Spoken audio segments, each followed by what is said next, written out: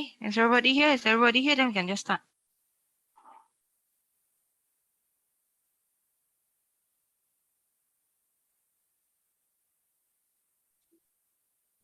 After a few minutes of that. Semua dah ada ke? Semua dah ada, dah start je. Like presenter dah ada dah semua.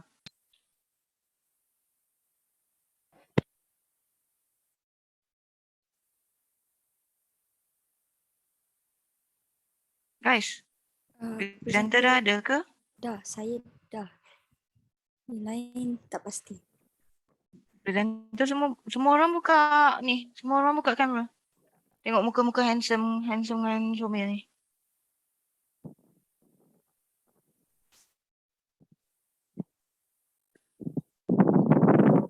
Semua orang buka kamera, tak kisahlah kalau dalam kereta ke, kat bilik kawan ke, buka je kamera tu.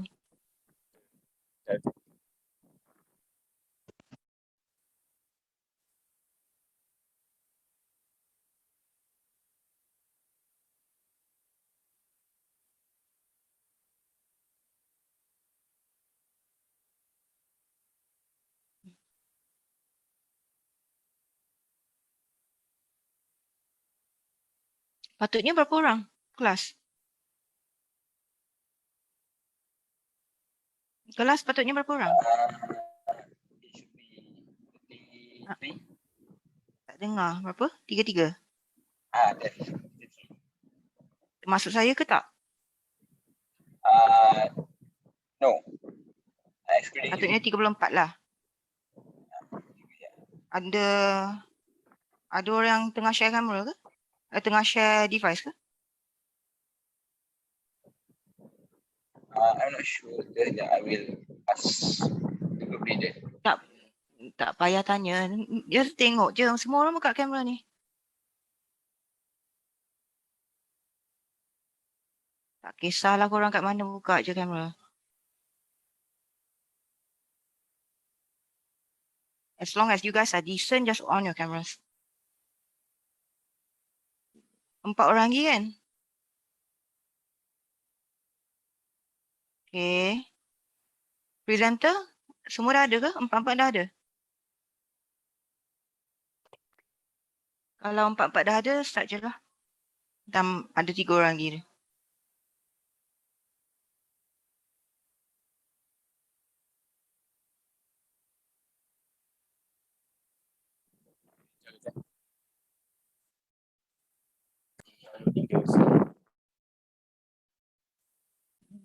Presenter pertama siapa?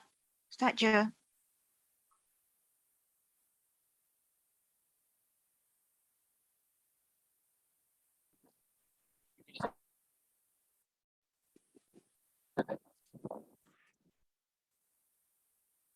Lokman dengan siapa tu? Dengan ada Mahmud. Farid? Doctor, a few minutes, Doctor. I'm downloading the slides. Down? My slides.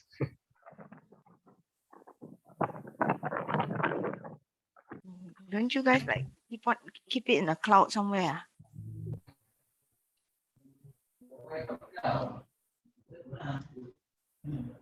Oh, asal lagi kan? Beduk ni. Oi, Doctor, sorry, Doctor. mic tu buka lagi lah, weh.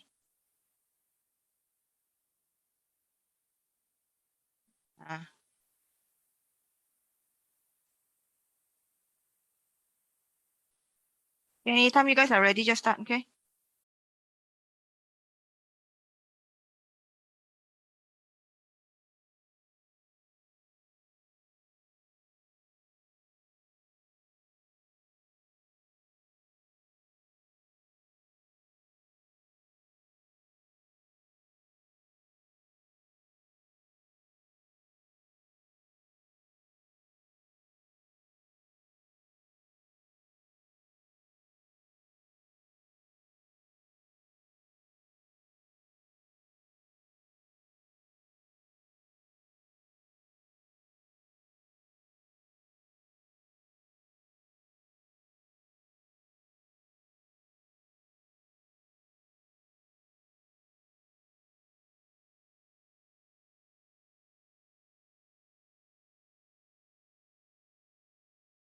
Assalamualaikum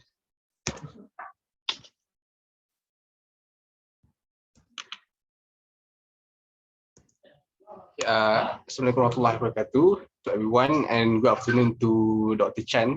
Semua dengar kan? Okay. My name is Muhammad Izzaz Dani Barudin, and for today I'm going to present regarding acute glomerulonephritis. Okay, throughout my presentation, I'll be discussing upon investigation, epidemiology, histology, pathophysiology, history, clinical features, investigation, and also management for AGN.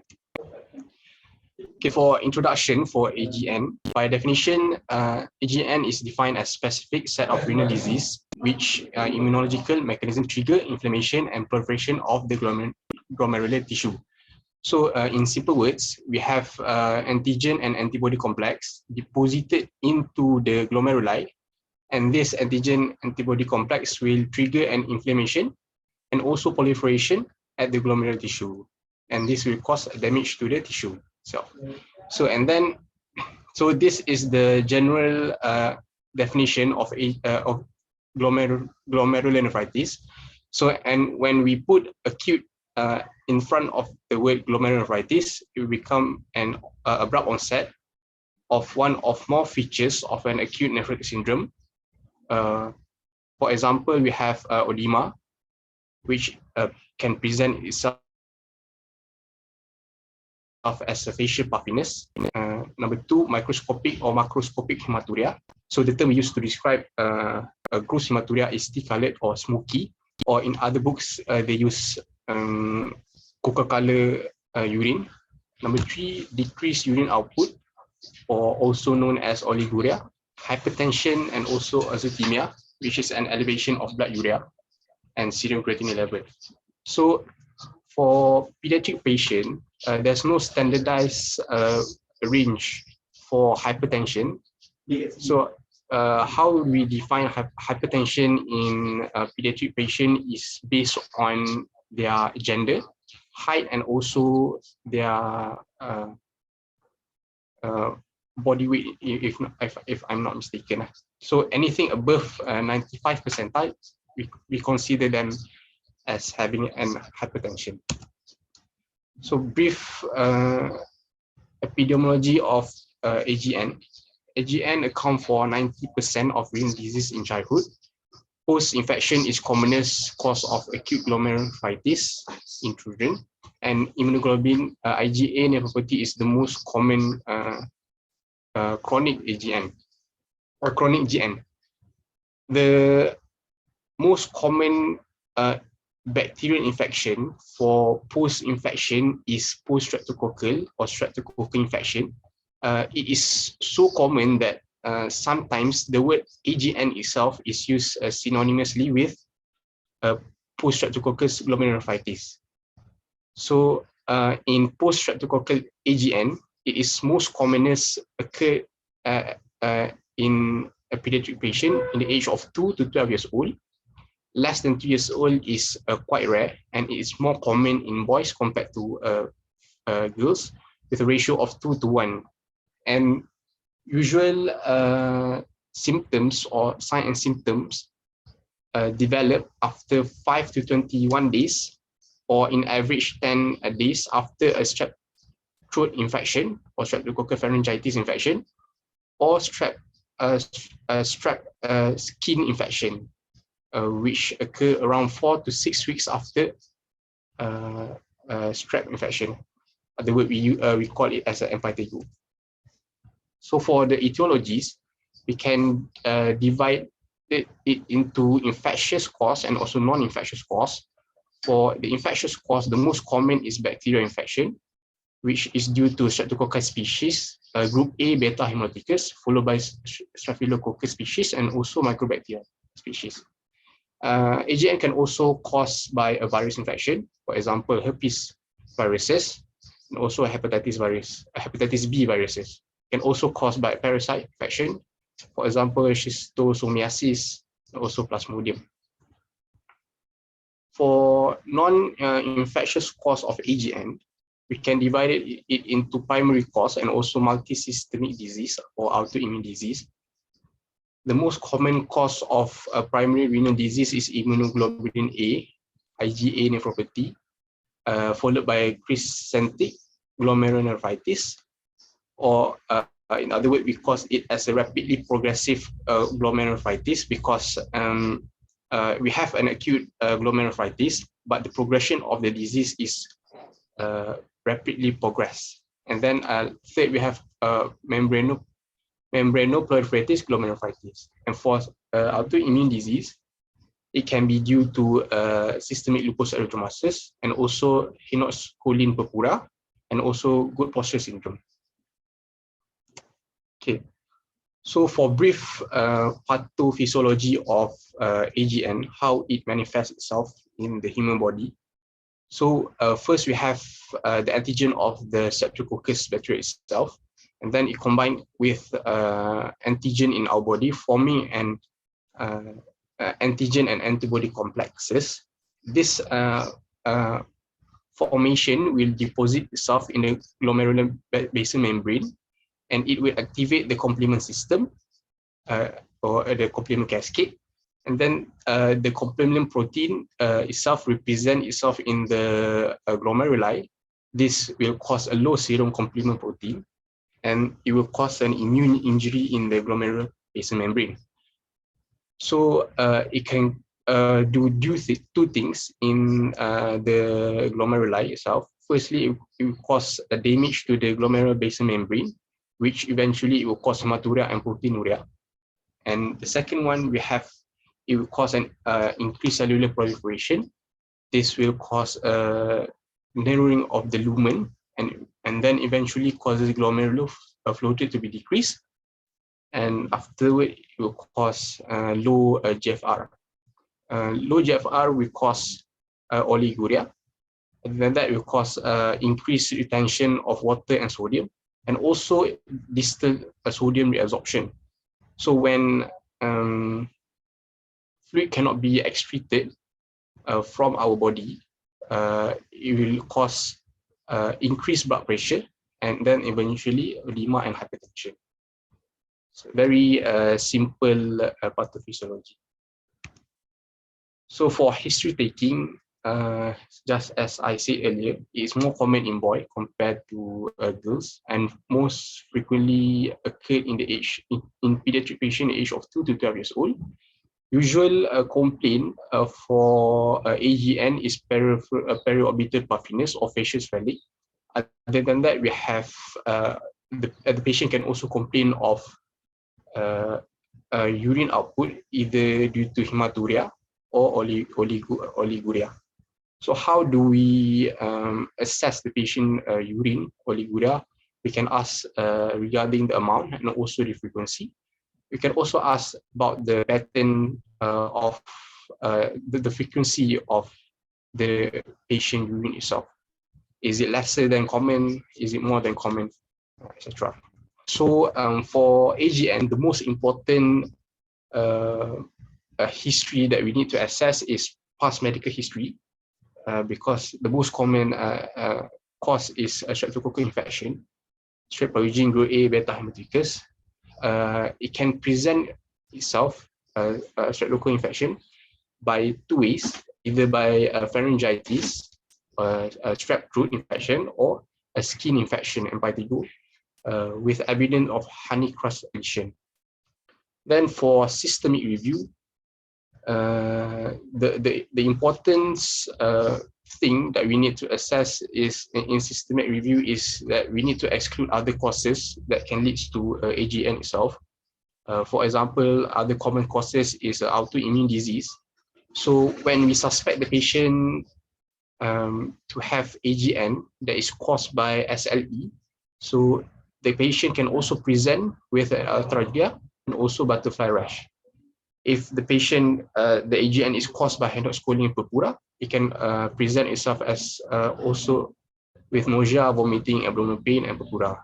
If it is caused by good posture syndrome, it can present with hemoptysis. So in history, systemic review also, it's also important for us to assess the patient, the complication of the disease itself, to look for the severity and also how the symptom has progressed throughout the body.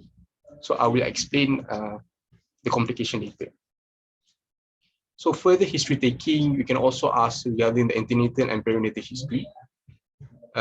This is important to look for any infant that is prone to infection or more susceptible to infection. For example, if the patient is born premature and or the patient have a low molecular, low birth weight during birth.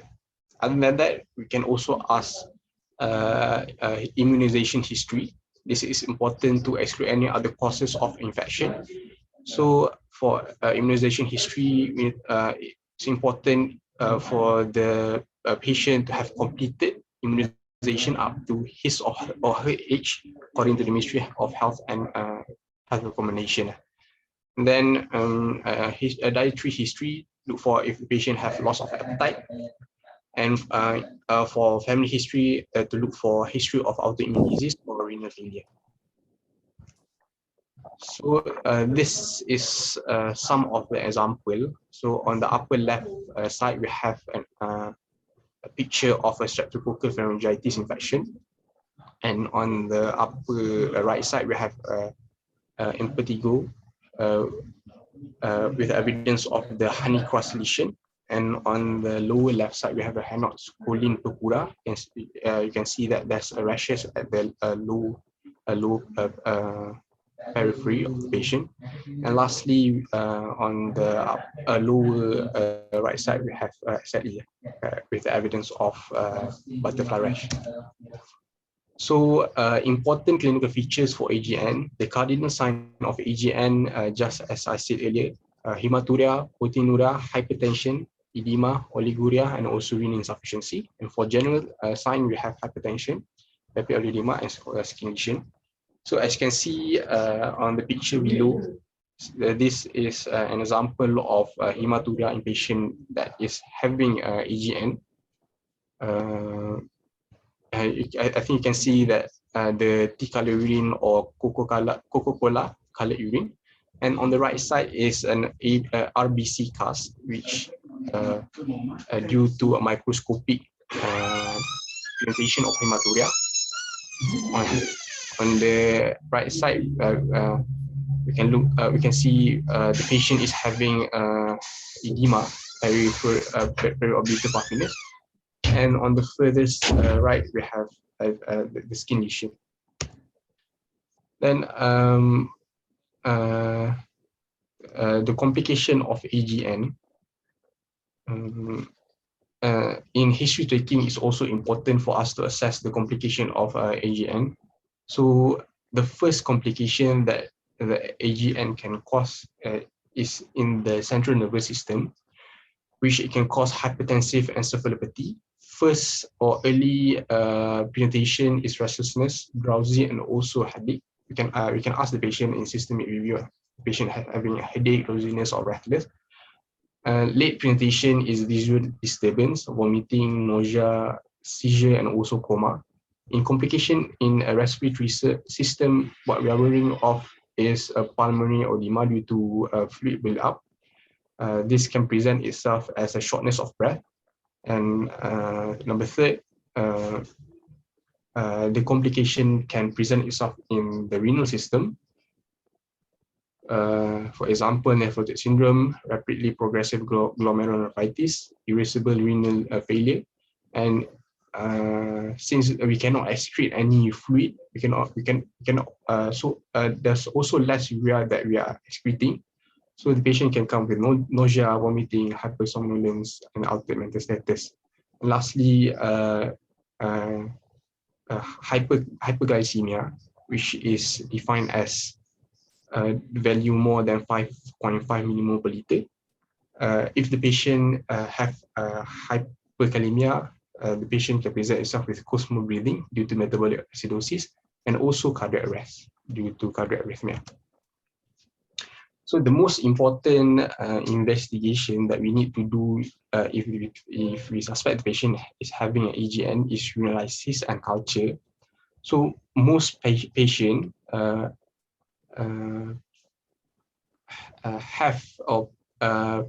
hematuria, either gross or microscopic, and also proteinuria. So usually we trace the proteinuria up to 2+, but if it is more than 2+, need to consider nephrotic syndrome. And we can also see evidence of RBC CAS, which is a pathognomonic for AGN, and other cellular CAS, for example, white blood cells and renal tubular epithelium, which shows the patient is undergoing infection. Third is Guys, bacteriology. don't get confused, Izzaz, guys, don't get confused. If you're talking about AGN, right? Then by definition, you are just going to look at hematuria. Proteinuria is there, yes, but it's not significant proteinuria, not like the nephrotic syndrome one. So if you're talking about features of AGN, do not mention proteinuria, just mention hematuria. Do you understand not, all of you? Okay. So acute glomerulonephritis, the feature would be hematuria. Don't mention proteinuria. But proteinuria is present, yes, but not in significant amounts. Not in the amounts that you would see when you deal with nephrotic syndrome. Okay?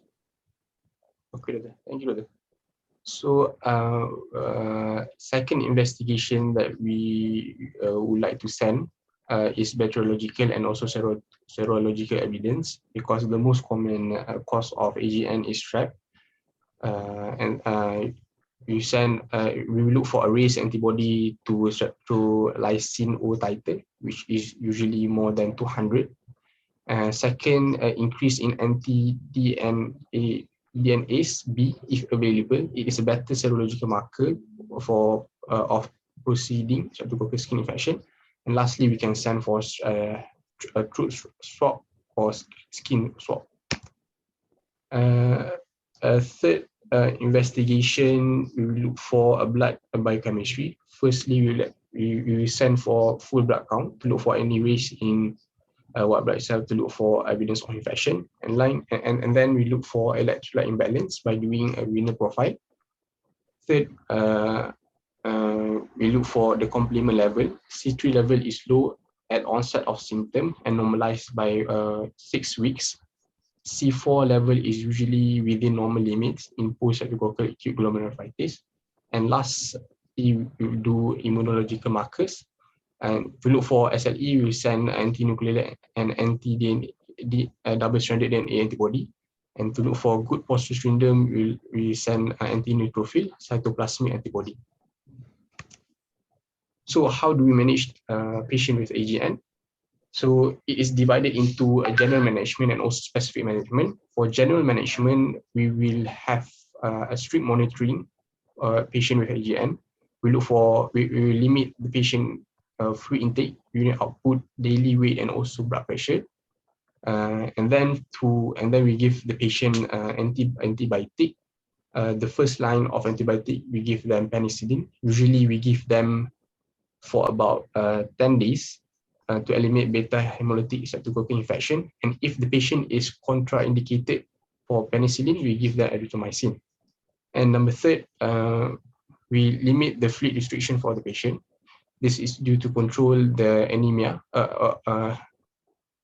edema, and circulatory overload during oliguric phase until child diuretic and blood pressure is controlled. Number fourth, we give them a diuretic. This is for children with pulmonary edema and to treatment for hypertension. And number fifth, we control the patient diet. Usually, we give them salt-free to prevent fluid retention, but the protein restriction is unnecessary.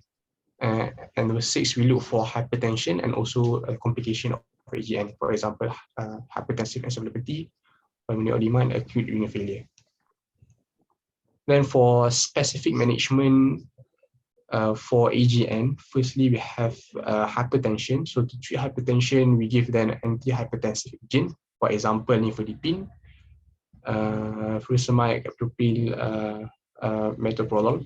Nifedipine and captopril is used for vasodilation.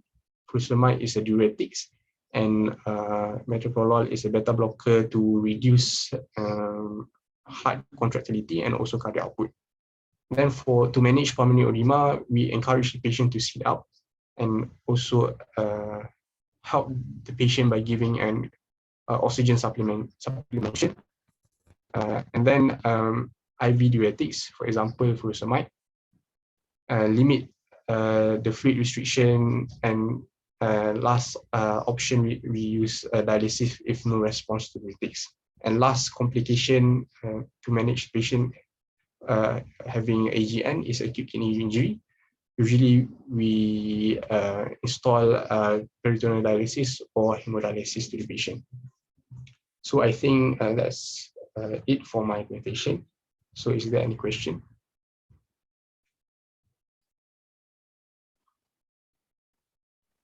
Just start from the beginning. Show me the slides from the beginning.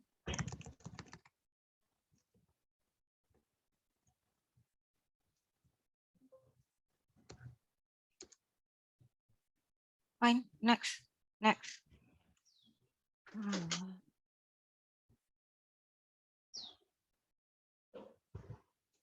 Go back to the slide before this.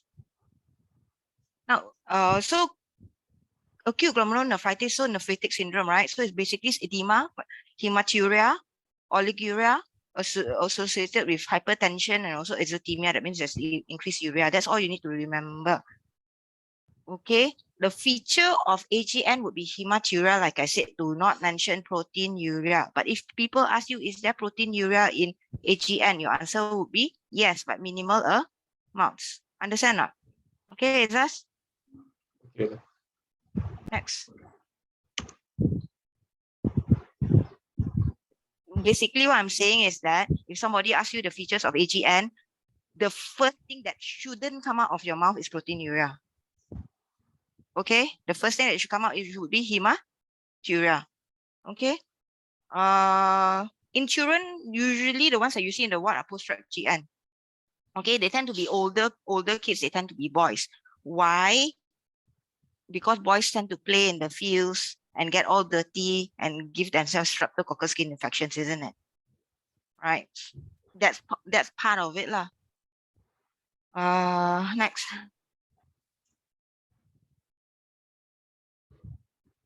Infectious, non-infectious. Like I said, most of it is secondary to post-strap GN. Sometimes other causes be the SLE, the HSP. Okay, next. Next. This one you just read, but you don't need to memorize the pathophysiology. Just know that it's immune mediated. That's enough. Okay, so usually they will tend to present with facial puffiness. Now, the puffiness that they get tend not to be as bad as the nephrotic syndrome one. So you generally you don't get the anasaka. You get a little bit of puffiness here and there, and you get a little bit of reduced urine output. They also may present with complications. So if they have hypertension, they might present with seizures. Okay. If they have renal failure, they might present with sudden reduction in urine output, or they might present with hyperkalemia. Those things might happen. Next. Next. Next. Now, the streptococcal pharyngitis, you may not see it now because it should have occurred like 2 weeks prior to this episode, right? The impetigo. Do you guys know what impetigo looks like or not? Now that's impetigo there. The little picture at the far right on the leg. That's impetigo, right? So sometimes you get scabs on the lower limb. Sometimes the parents might say it's Buddhist Buddha, but it's really impetigo. Okay. Next.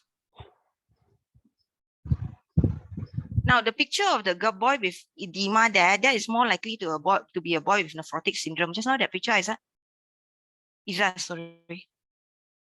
Just now the picture. Turn back one picture. One slide, go back one slide.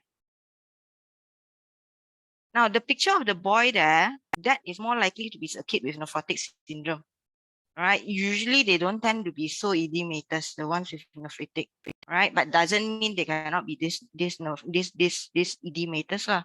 But usually, if they're that edematous, that tends to be nephrotic syndrome rather than nephritic syndrome. Next. Sometimes you get tea-colored urine, sometimes you get bright red urine. Next. Next. Now, blood taking, important is what? Renal function. You need to look at the urea and the creatinine, okay? You need to look at the electrolytes because complications of nephritic syndrome is you can get renal failure lah, basically lah. C3, C4 levels, right? At the onset, C3 will be low, C4 will be normal. When does this normalize? Izas. When does the C3, C4 normalize?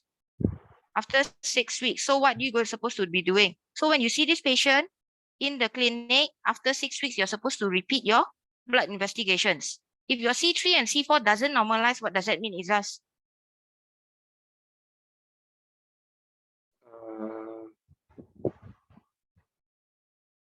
Maybe the patient is still having an infection or inflammation. No. Okay, in a way, yes, but no. What else? What should you do if the C3, C4 doesn't normalize? What might it indicate?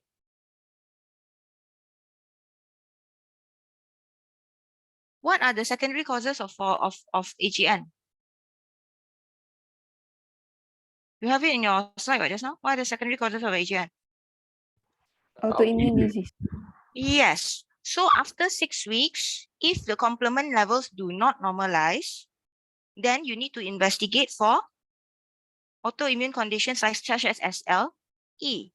So that is when you will do all the rheumatoid factors, the ANA, the double-stranded DNA, if needed lah. Understand not? Okay. You wouldn't do the immunological markers at the onset. Your number 4 there, you wouldn't do that at the onset of the illness if you think it's basically a post-rep GN. Right? Post-rep GN, basic thing would be to do a renal function, to do an FBC, to do a C3C4, and to do any serological markers to show that there was a previous streptococcal infection to prove that it's a post-rep GN and not something else. All right? Next.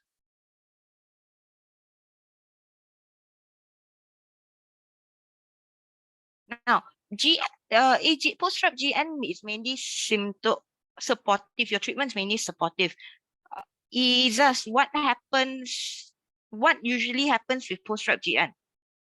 What is the natural cause of the disease?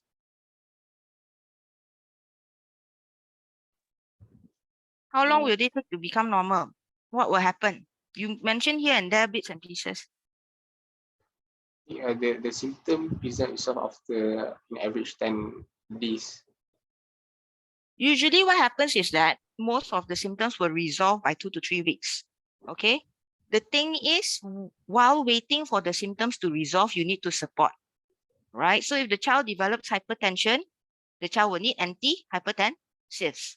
Okay. If the child is in an edematous state, a furosemide would help with both reducing the amount of fluid retained in the body and also with the blood pressure. If the child at a certain point, usually they get what? You mentioned, right? First, the kidneys cannot produce urine. Then after that, they'll start producing urine, right? So at the point where they start producing urine, you realize that you'll be able to stop the furosemide and stop the antihypertensives. And then you may not need to restrict any more fluid because the kidneys are working properly again, right? So if this child gets acute renal failure, it might or might not be permanent, right? So if the child needs dialysis, whether it's peritoneal or hemodialysis, then you need to support the child, right? So basically the thing is, treatment is basically supportive. If the child has hypertension, you give antihypertensive. Hopefully the child doesn't go into a hypertensive crisis. If the child has acute kidney injury, requires dialysis, then the child will require dialysis lah. Whether the child recovers or not later on, you just have to wait and see, right? By and large, by about 2 to 3 weeks, the child should be okay for discharge. The child actually doesn't need to stay in the ward all the time. When can you discharge this patient? Izas?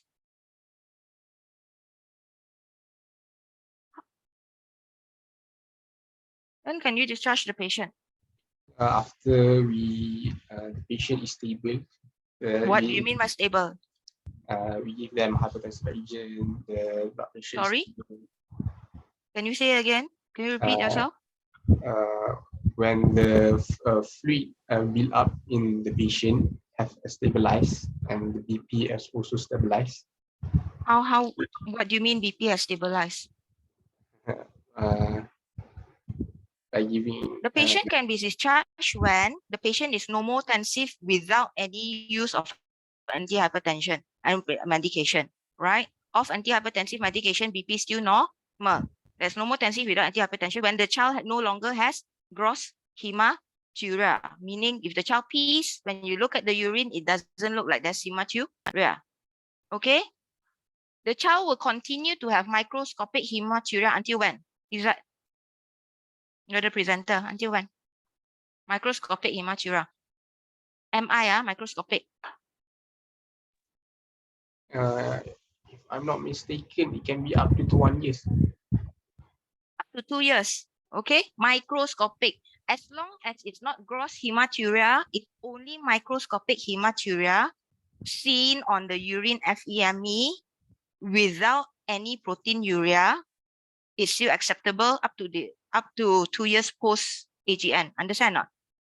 But if at any point the child develops gross hematuria again, then the child needs to be investigated for other secondary causes of GN, not just post-rep GN.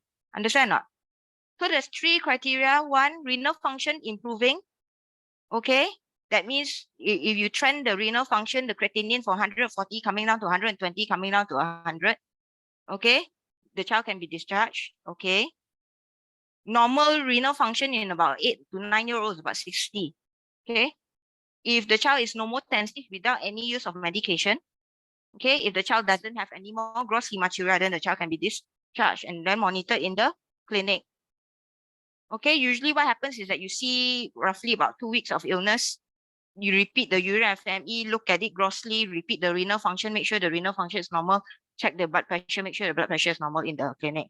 Then you see the child again at 6 weeks. This is when you repeat the C3, C4 together with another renal function. Obviously, you have to check the blood pressure and things like that, right? Make sure that the urine FEME doesn't have proteinuria. If it's just microscopic hematuria, that's acceptable up to 2 years post event, post diagnosis. Understand?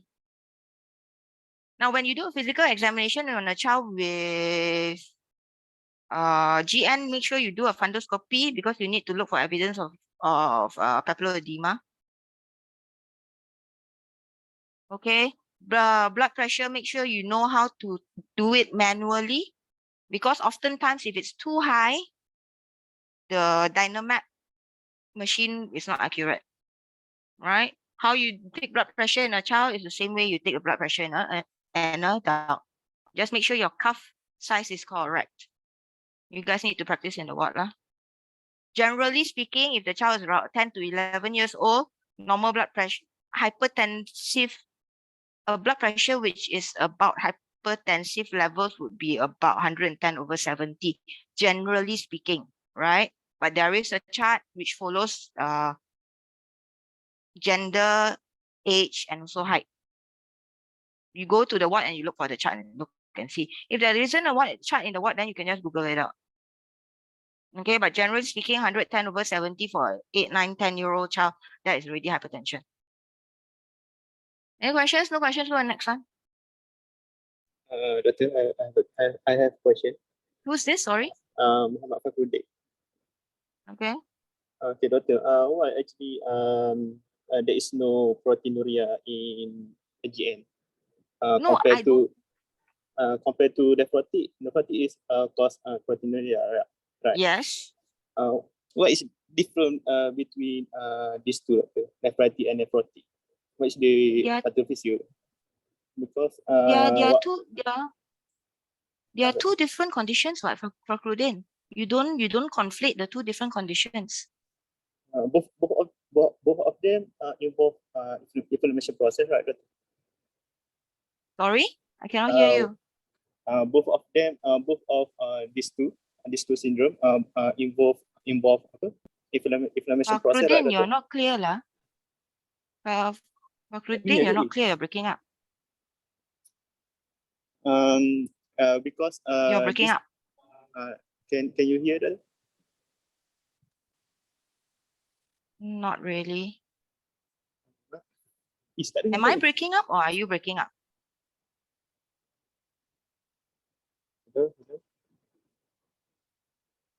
Pakai earphone. Itu. Dengar ke? Mm-hmm. Betul. Because these two syndrome actually involve inflammation process, right, Doctor? So It goes down to the pathophysiology. You have to look at your number. Izan, where's your slide with the pathophysiology? You know, it's enough for you guys to know that nephritis is hematuria with minimal proteinuria. Nephrotic syndrome is proteinuria. Okay, because the molecular biology of it would be different. Even if you go into nephrotic syndrome also,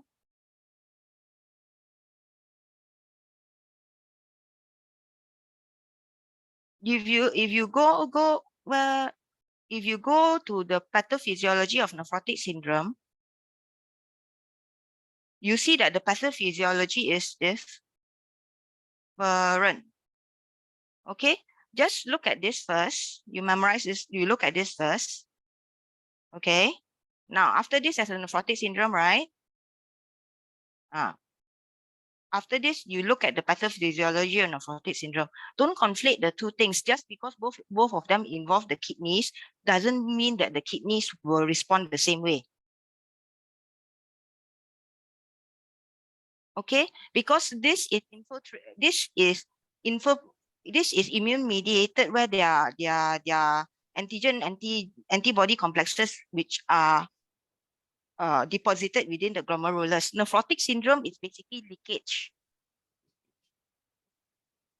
So when there's leakage, that's proteinuria.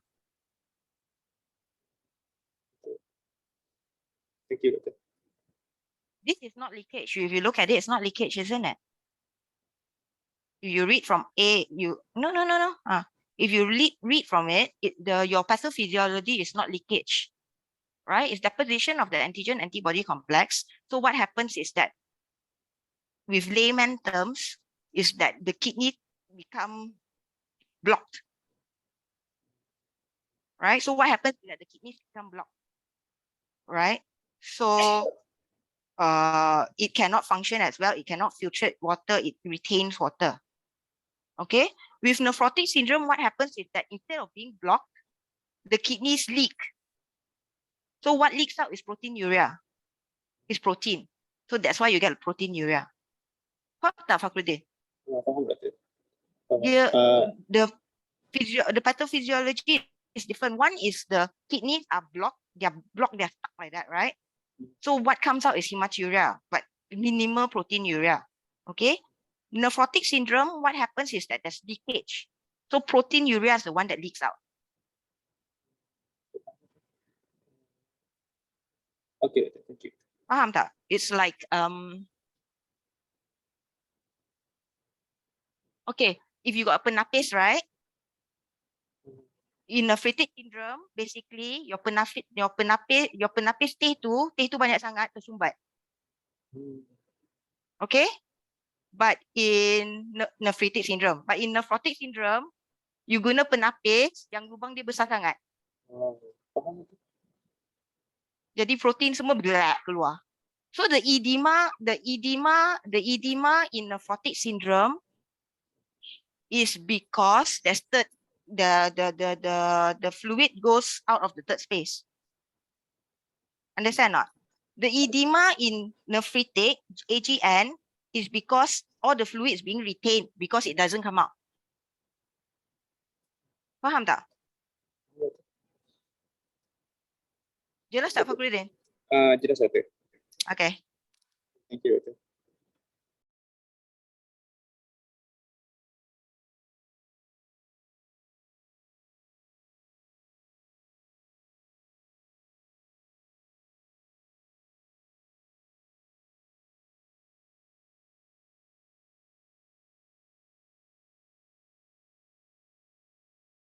Mana presenter kedua? Cepat 2:45 dah. Kena allow. Sekejap.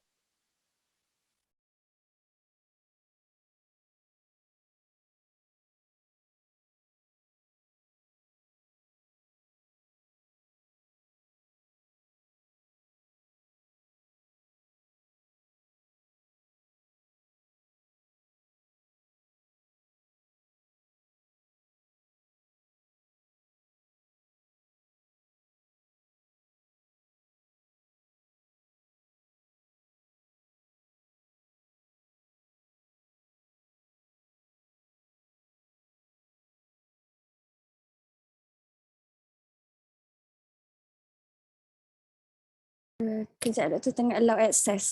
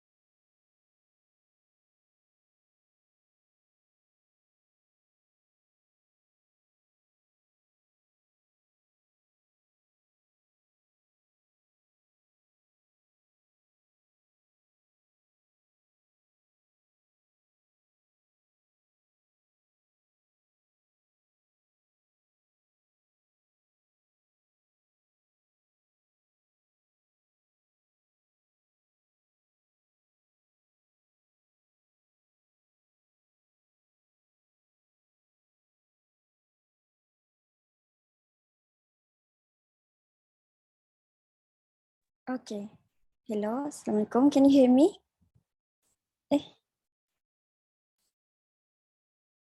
Hello. Okay, I will start my presentation.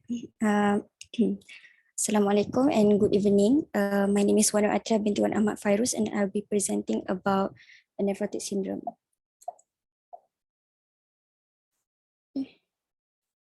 Tak boleh gerak.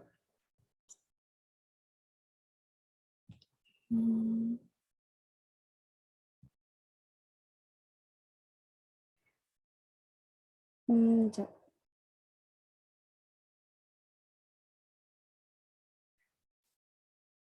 Sekejap.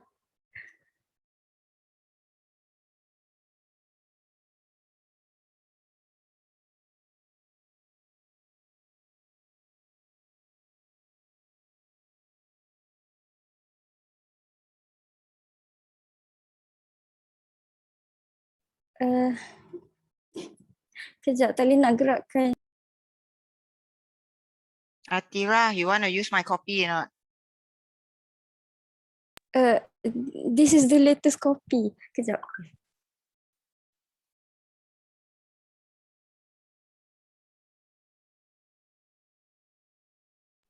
Does anyone know how to gerak ke slide ke sebelah?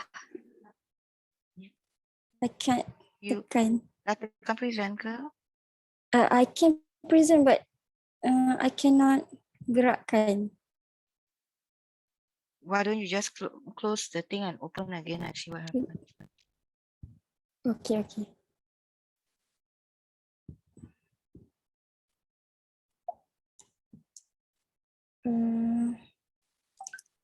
Astaghfirullahaladzim. Atira, I think you should click on the slide instead of click on the keyboard. Okay. Yes. Scroll je. Okay.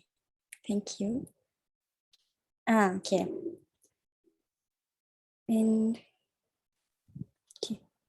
okay, this is the table of contents. There are 7 of them. Okay, first I will start with the introduction. Okay.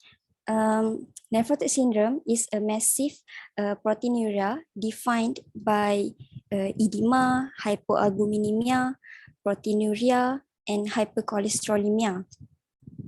Okay. The epidemiology of nephrotic syndromes is the incidence is 16 children out of 100,000. Boys are more affected than girls, and also most of the children will resolve with steroid and do not progress to renal failure. Okay, this is the etiology of nephrotic syndrome. There is primary and secondary. Primary is also called as idiopathic nephrotic syndrome. The idiopathic nephrotic syndrome is most common in children, usually appears at the age of 2 until 6 years old.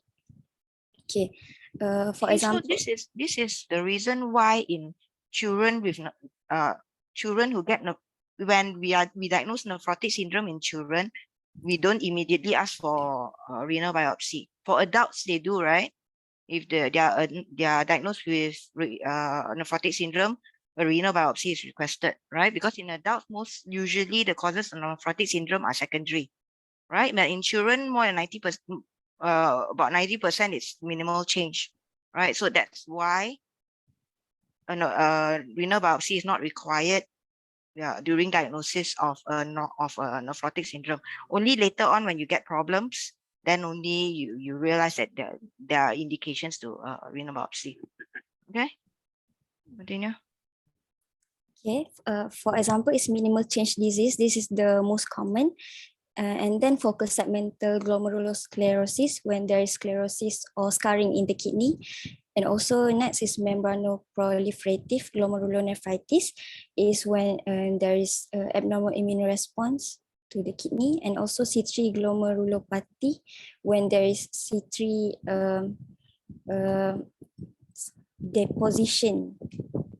deposition of C3 and proteins, and it disrupts the kidney function. And last is membranous nephropathy, which is a damaged and thickened glomeruli. And the secondary causes of nephrotic syndrome is SLE, Hinoch-Schönlein purpura, malignancy, and infections. Okay, this is the pathogenesis of nephrotic syndrome. So the pathogenesis is increased permeability of glomerular capillary wall. This causes proteinuria and hypoalbuminemia. This is what doctor said just now about penapis dia menjadi makin besar. And why is this happening? It is because of the podocyte and also immune system. Okay, if you remember the role of podocyte in our in the glomerulus, podocyte is this is the podocyte cell body. It extends into food processes and it circulate mengelilingi the glomerulus, the capillary wall of the glomerulus. It acts as a structure support and also barrier to the proteins so that the protein won't be filtered out, and also to synthesize and repair the glomerular basement membrane. Okay, so the podocyte cell body, it extends into food processes. The food processes, it is connected by slit diaphragm. So the slit diaphragm, by this, it will act as a filtration slit. So it will filter out things and big molecular weight like proteins will not be filtered like that. Okay. So what happens is idiopathic, hereditary and secondary causes. It could cause immune and non-immune insults to the podocyte. So the food process just now, it will efface. So there will be decrease in number of functional podocytes. So the slit diaphragm will be altered. The integrity of slit diaphragm will be altered. So that's why there is increased protein leakiness across the glomerular capillary wall into the urinary space. This is why the patient always see buah pinggang bocor. Okay, next is the role of immune system. When we are affected by virus or allergen, we will be immunosuppressed. So minimal change nephrotic syndrome may occur after get these viral infections and allergen challenges. And also minimal change nephrotic syndrome also been found in children with Hodgkin lymphoma and T-cell lymphoma. Immunosuppression could also occur with drugs such as corticosteroids and cyclosporine. So this is the normal capillary in the glomerulus, and this is the capillary when there is minimal change. Okay, this is the differential diagnosis of nephrotic syndrome. Acute kidney injury, acute post-streptococcal glomerulonephritis, angioedema, heart failure, SLE, scondyline purpura, HIV, malaria, hepatitis B, hepatitis C, Hodgkin lymphoma, and non-Hodgkin lymphoma. Okay, next is the history taking. So usually, patient with nephrotic syndrome will be presented with edema, the earliest presentation. Boys are more affected than girls. The common age range is 2 until 6 years old. Okay, the site of swelling usually at the periorbital, lower extremities, and the scrotal or labial. And also ask for the onset, whether it is intermittent or insidious. Also the characteristic is localized or generalized, and soft, pitting or non-pitting, and usually it is non-erythematous. The progress of the edema usually it is rapid or slow. Ask the patient, is rapid or slow. Okay. For the timing, usually the edema is more noticeable in the face in the morning and predominantly in the lower extremities later in the day because the patient walks and such. Other associated symptoms are there will be decreased urine output, foamy urine, lethargy, foamy urine because of the proteinuria, and also lethargy, loss of appetite, abdominal pain, and diarrhea. Okay, for the past medical history, we could ask, is there any history of preceding infection, history of renal disease, history of nephrotic syndrome, history of heart disease, and this is to exclude cardiac edema because heart failure could also cause edema, and also history of joint pain, stiffness, photosensitivity, and rash to exclude SLE. And drug history, we could ask, is the patient does the patient take any nephrotoxic drugs such as aminoglycosides, amphotericin B, cisplatin, cyclosporine. Okay, because nephrotoxic drug is the drug that could cause injury to the kidney. For the family history, ask if there is family member has renal disease or autoimmune disease, and also ask about the nutrition, whether ask about the protein intake because malnutrition could also cause edema, and also ask for any allergy and immunization. Is it up to age or not? Okay. Let's move on to the physical examination. For the general examination, usually the patient is lethargic and irritable, pallor, and there is facial swelling, especially in the periorbital area. And for the skin, look for any rash or features of SLE. For the eyes, same as this, which is periorbital edema. Look at this picture. This is the periorbital edema. And for hands, try look for Morquis nails. Morquis nails is this white transverse nail at the end of the nail bed. It occurs in hypoalbuminemia. And also legs, look for bilateral pitting edema. Okay. Next is the respiratory. When edema happen, it could cause pleural effusion. So check if there is asymmetrical chest expansion, decreased tactile parameters, dullness to percussion, diminished or inaudible breath sounds. And also cardiovascular, check if there is gallop rhythm. It is to rule out the heart failure. Gallop rhythm is then when there is early and late diastole sound. Okay. For abdominal, for inspection, check if there's distended abdomen, like this picture. And for palpation, it might be tense and it elicit tenderness. On percussion, there might be positive fluid thrill and shifting dullness due to this distended abdomen. But sometimes if the abdomen is too distended and full of fluid, the shifting dullness not positive, but it is still is still is still edema. The No, abdomen is basically, why do you get shifting dullness? Why do you get shifting dullness? Why do you get shifting dullness? What exactly happens? we percuss until we found the dullness area. I know, but why is there shifting dullness? But then why in when it's the abdomen is too full of fluid, then suddenly there's no shifting dullness, even though there's fluid. Because there's no fluid. Fluid cannot go anywhere anymore. Yeah, because there's no the reason why you have shifting dullness is I overshare your screen.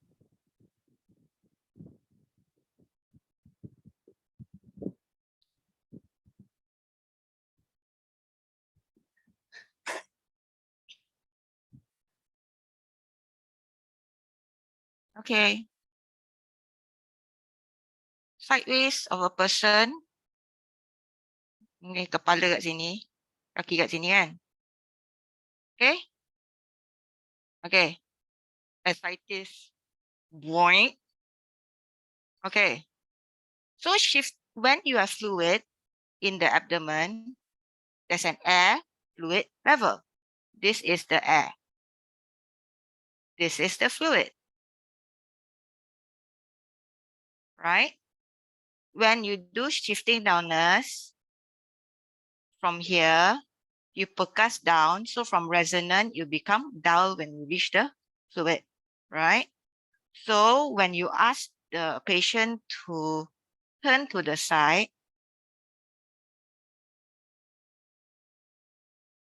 it's very difficult to draw with the mouse. When you ask the person to turn to the side, right? So by right, the fluid would shift, right? And then you percuss, just now you percuss again from the, wait, yeah, because your finger would now be here, isn't it? Correct or not? But when you percuss again, this became resonant, and then you percuss downwards, this is now back to being dull. So your dullness has shifted, right? Because your finger, where your finger was over here, was actually dull, correct? Then your finger is still here, but now when you percuss it now, resonant, because your fluid by gravity has come down. Betul tak? Okay? Now, if there is if there is massive, really massive edema until if there is massive edema until the whole stomach is full of fluid, there is no shifting downwards because there's no air fluid level. Faham tak? Right? So your shifting downwards will be negative, but your fluid field will still be positive. Right? Wait.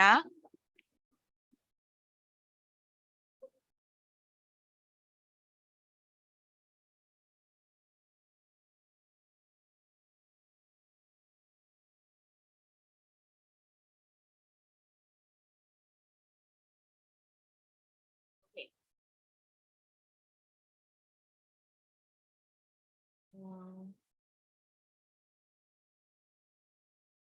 Okay. Look at me. Can see me or not? Okay. Oh, I blurred. Wait, let me unblur first. Wait, let me unblur the background. Okay. Right. Abdomen. Okay. Lying flat on the back. Air fluid level. Shifting downwards, right? So pop, pop, pop, pop. Resonant down, right? So your finger here, right? Then you ask the patient to turn, right? So where you were dull just now has now become resonant because the fluid has, sorry, shouldn't have used this rectangle, but the fluid has shifted, correct not? So where you were dull, your finger, because your finger is here, right? Pop, pop, pop. So your finger is here, right? So then your patient moves, your finger has moved, is still here. This is now resonant. Then you pop, pop, pop again. So your dullness has shifted down here. Understand not? But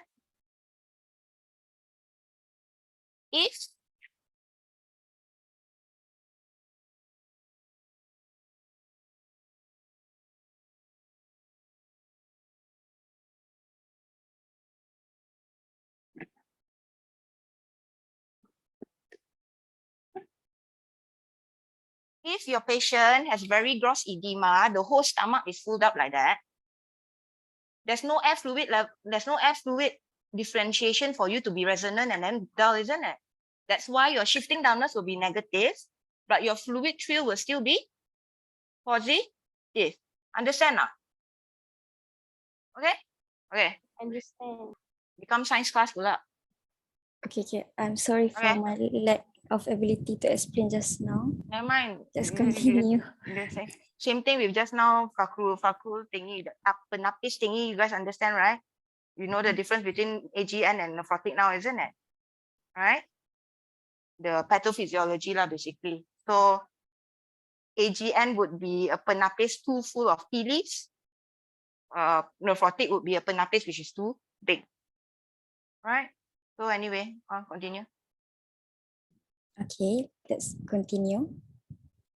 Okay, for the auscultation, there will be normal bowel sounds. Okay, next is the investigation. Okay, for the investigation, we can do full blood count. So there will be increase in hemoglobin and hematocrit that indicates hemo concentration and intravascular volume depletion. And also there might be increase in white cell count if there is infection. For the renal profile, we check for the serum urea, electrolyte, and creatinine, just in case if the patient has renal, just afraid if the patient have renal If failure. the patient has a renal disorder, you obviously have to check the renal function. Nephrotic Yes. syndrome patients may also be complicated by renal insufficiency. So your electrolytes may change, the urea may be increased, okay, creatinine may be increased. Okay. Okay. And also check serum cholesterol because usually the patient of nephrotic syndrome has hypercholesterolemia. Also liver function test, and there might be hypoalbuminemia. But that being said, usually in children, the serum cholesterol part is not part of the diagnosis. Okay. You don't need to diagnose a nephrotic syndrome. Okay, next. Next is urinalysis. Urinalysis usually there is proteinuria, high urine albumin, usually 3+ or 4+. And we do quantitative urinary protein excretion. The first morning urine protein creatinine ratio, the proteinuria might be more than 200 milligram per millimole. And also for the 24-hour urine, the proteinuria is more than 40 milligram per meter squared per hour.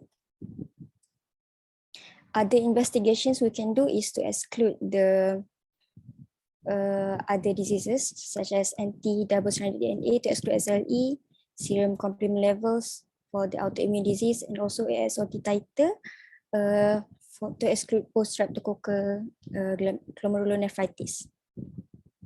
Okay. For the complications, there are 3 complications of nephrotic syndrome. The first one is hypovolemia.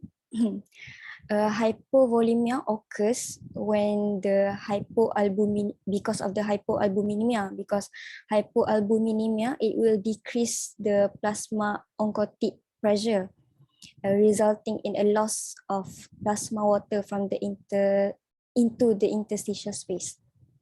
The clinical features are abdominal pain, cold peripheries, poor pulse volume, hypotension, and hemoconcentration. So for the treatment is we infuse human albumin at 0.5 to 1.0 gram per kilogram per dose fast. But if the human albumin is not available, we can also use other volume expanders like human plasma, but do not give diuretics like furosemide because it could cause hypovolemia further. And next complication is primary peritonitis. The clinical features are fever, abdominal pain, and tenderness.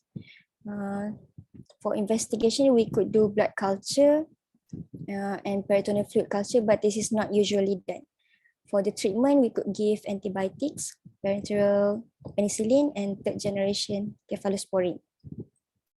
Next is thrombosis. Thrombosis could happen due to urinary losses of antithrombin and also because of the steroid therapy, increased synthesis of clotting factors, and also increased blood viscosity from the raised hematocrit.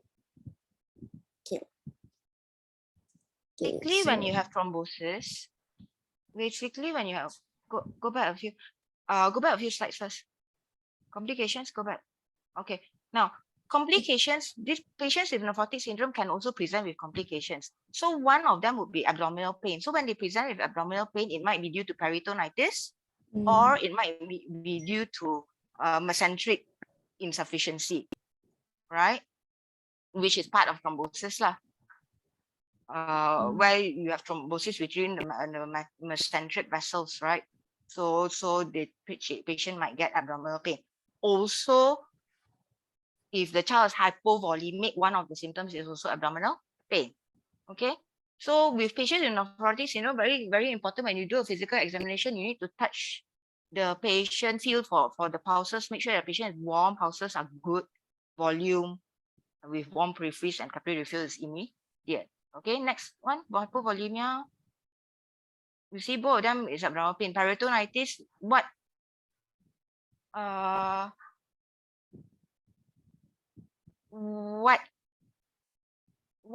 organism is commonly causes primary peritonitis in nephrotic syndrome? Atira?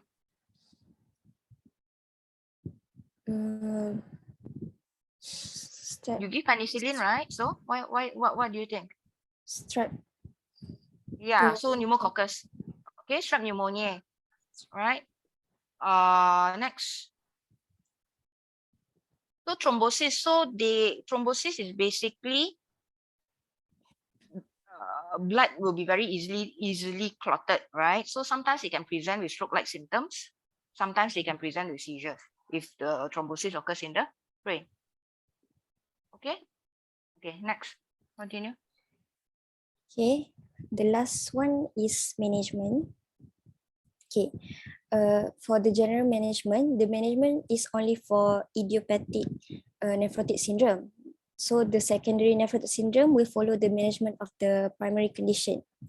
So for the diet, just give normal protein diet with adequate calories, but no added salt when the child has edema. And also give penicillin 5 is recommended at diagnosis and during relapses. Okay. For the management, we need to know this. Penicillin, not penicillin 5. Atira, penicillin V. V. Oh. Okay.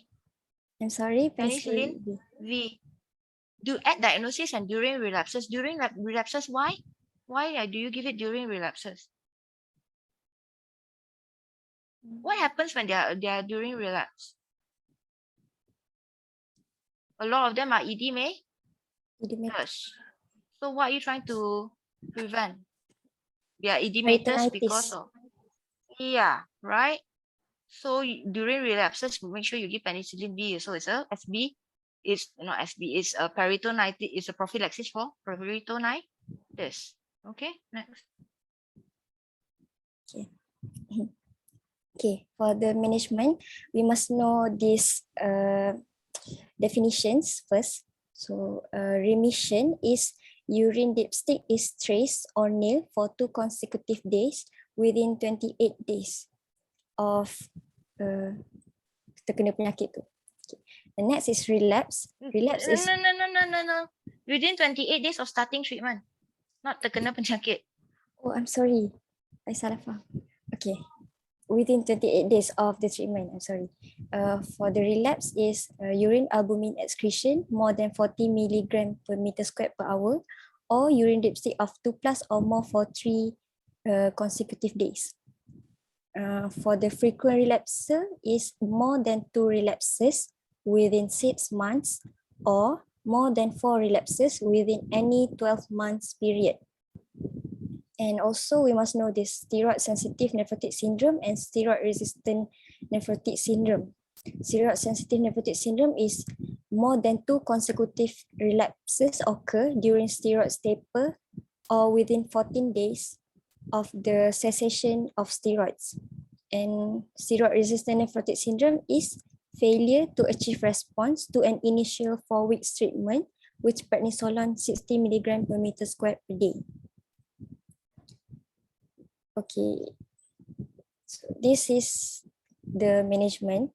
So first, the initial episode of nephrotic syndrome, we give prednisolone. If the prednisolone has no response, so that means the person has steroid resistant nephrotic syndrome. No response to an initial 4 weeks treatment. Okay, so we must do renal biopsy. But if there is response, we give prednisolone 40 milligram per meter squared per alternate day for 4 weeks, then taper over 4 weeks and stop. If there is relapse, we give prednisolone 60 milligram per meter squared per day until remission, and also 40 milligram per meter squared per alternate day for 4 weeks and then stop. Okay, now don't get confused, okay? If the first time the child is diagnosed, the initial treatment would be the high dose steroid 60 milligram per meter squared per day for 4 weeks, okay? And then subsequently, they'll taper monthly lah. Or they'll go down to 40 milligram per meter squared every other day, and then after that, they might taper or they might stop depending on the person treating it. But if there's a relapse, the high dose steroid 60 milligram per meter square per day, that one is only until remission. So if like the child already diagnosed like 6 months ago, right? So during that initial diagnosis, she was given 60 milligram per meter square per day for 4 weeks, and then was tapered down to 40 milligram per meter square every other day for 4 weeks, and then subsequently tapered. Okay. Now this child has come in with a relapse. So the management, the prednisolone dose for this relapse would be 60 milligram per meter square until remission. So let's just say if the child takes like 7 days to get negative for 3 consecutive days, that's already remission. So after that 7 days, then you cut down to 40 milligram per meter square every other day. Okay, don't need to wait for the full 4 weeks. The full 4 weeks of high dose steroids is only for the initial diagnosis. Subsequent relapse, 60 milligram per meter square per day until remission. Okay. Okay. Continue.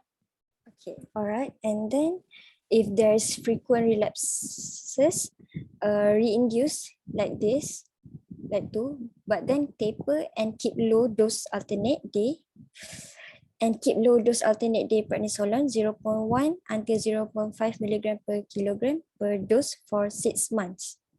Okay, and then if there's relapses while still on prednisolone, treat as a frequent relapser, if not steroid toxic.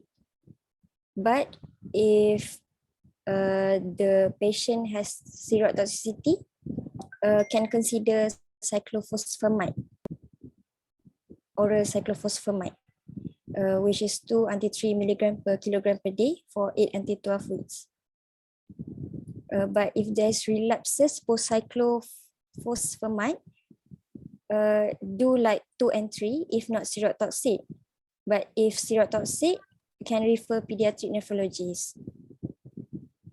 Now, the reason for cyclophosphamide is actually so that you give a period of time in which the child doesn't depend on steroids. So you give a period of time in which the child will be able to be so-called steroid free.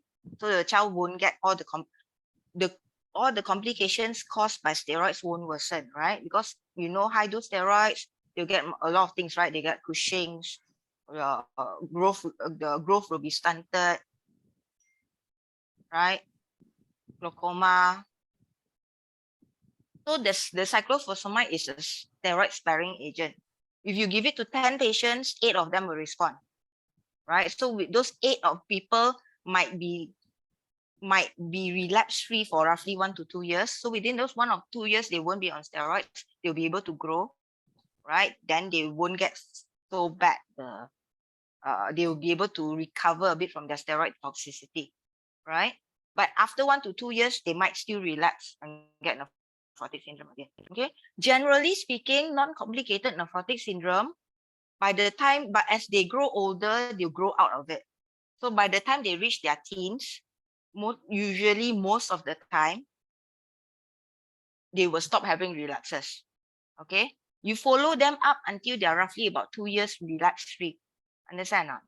So if the last relapse was 8 years old, you follow up until 10 years old, still no relapse, then you can discharge from the pediatric clinic.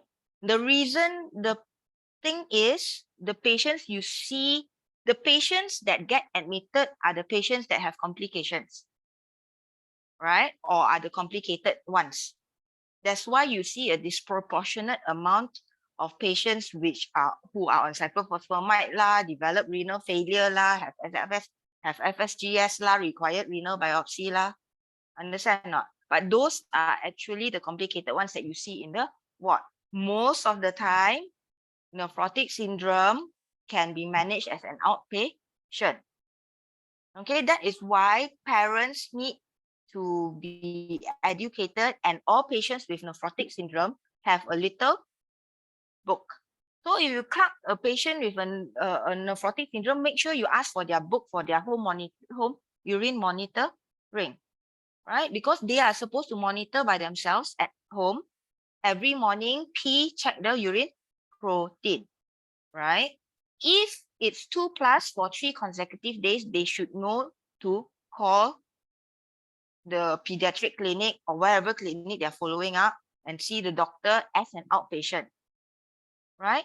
The other reason is that they need to do home monitoring, because when you first relapse, right, the edema won't be that bad, right? Might be just a little bit edematous.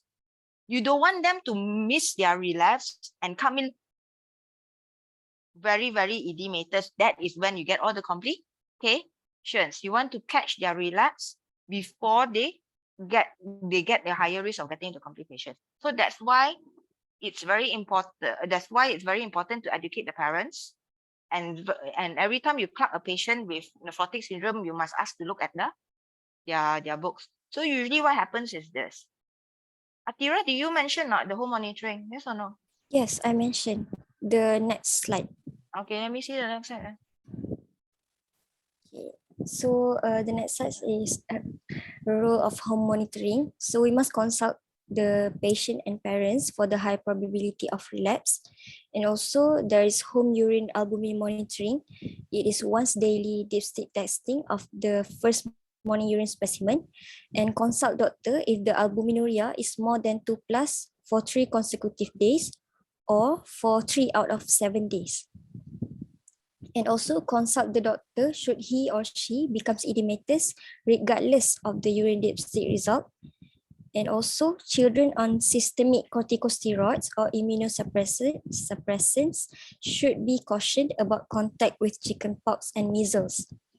But if exposed, treat the patient like an immunocompromised patient. That's all.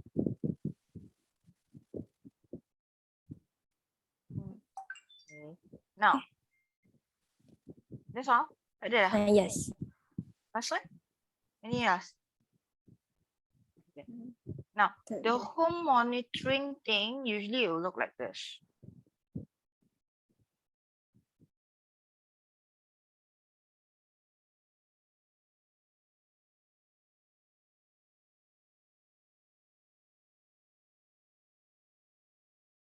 Okay, so usually what happens is that you have like that. So you have the dates.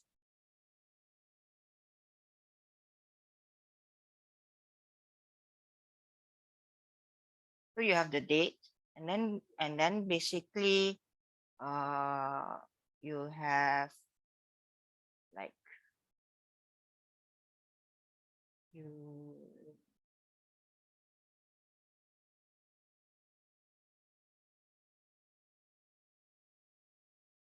right, and then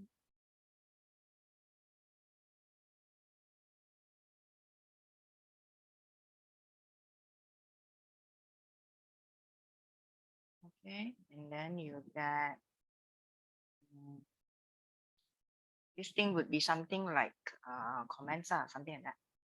Okay, so what happens is that usually think okay, so usually what happens is that like, so today will be like 28, right? So you write the date there.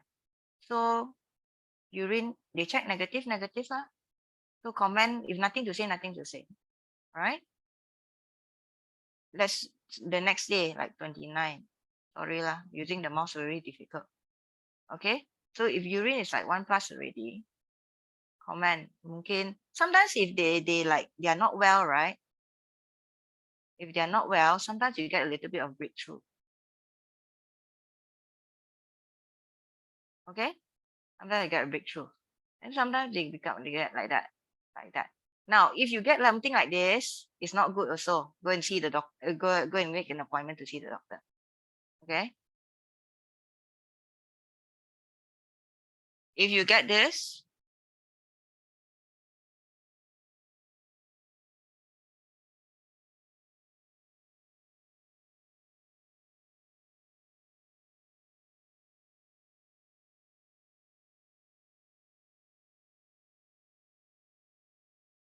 right? Then obviously here, already here, some parents would know, uh-oh, I better call the doctor. So you see this, you see the doctor at the next available clinic and next available clinic day lah, right? Assuming you're not ED makers, huh? Okay. So this would be a relapse. Okay. So once they are on prednisolone,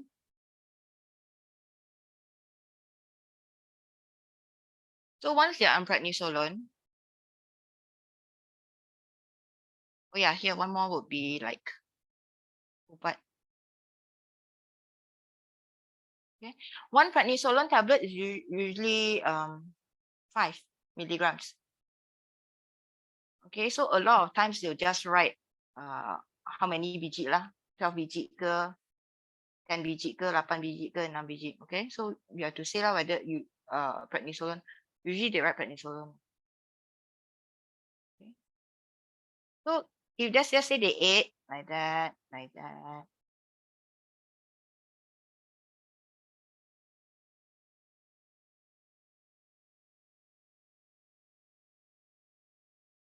So by here is already remission.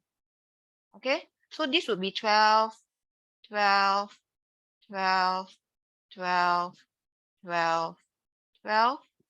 Then here would be, this is relapse, here would be 8.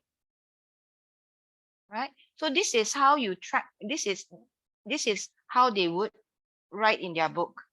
And also you need to understand this because this is how you're gonna track relapses, especially if they're frequent relapses. So you cannot expect people to memorize, isn't it? To remember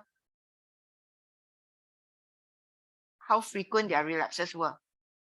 Okay.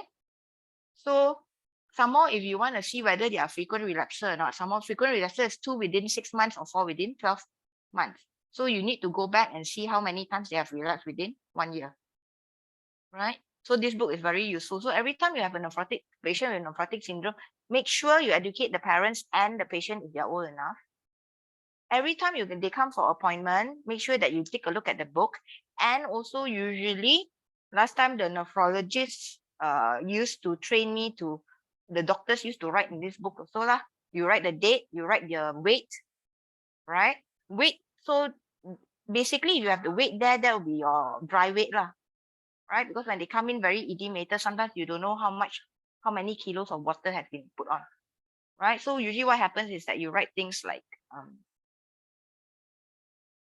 you would write things like date, like date of admission, or if you're in the clinic, then just the date of seeing the patient in the clinic lah, right? Then you do things like weight, right? If you saw the patient in the clinic, this would be your dry weight. So if the child has a relapse like 1 week later, right, and in the ward, the patient in the ward the weight was like 24 kilos, you know that extra 4 kilos is water weight.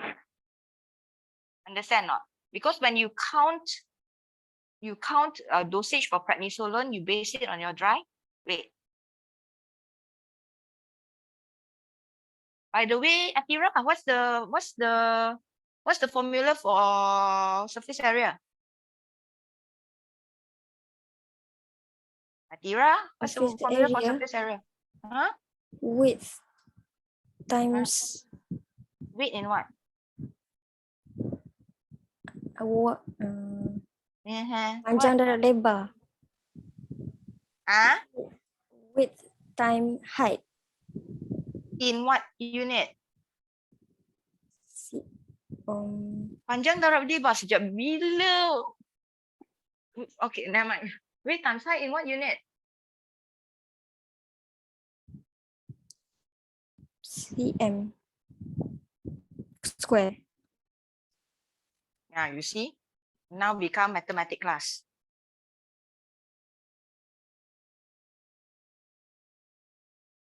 Unit is important, ah. How do I make the little tiny thing?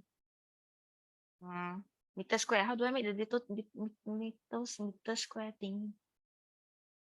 Okay, I'm not so good. Anyway, this is supposed to be meter square lah. It's what?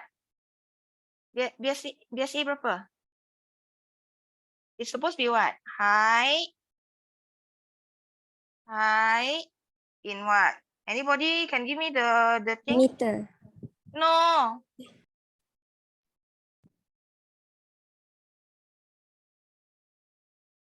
Height in centimeter times weight in kg. The whole thing bahagi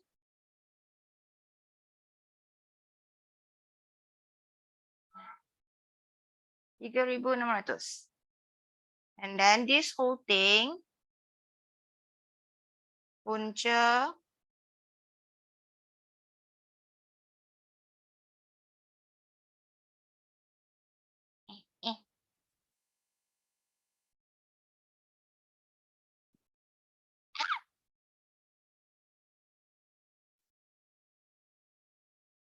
this whole thing punca kuasa 2. Faham tak? It's in your growth chart. It's in your growth chart. The height is here, the weight is here. On the weight there, sometimes there's the little formula box there. You guys must know this formula. Okay. Height in centimeters times weight in kilogram divided by 3,600. The whole thing punca kuasa 2. Okay. Alright.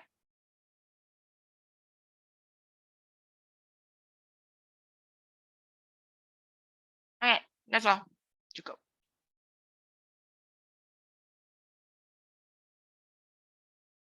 Dah. Next presentation. 3:30 dah.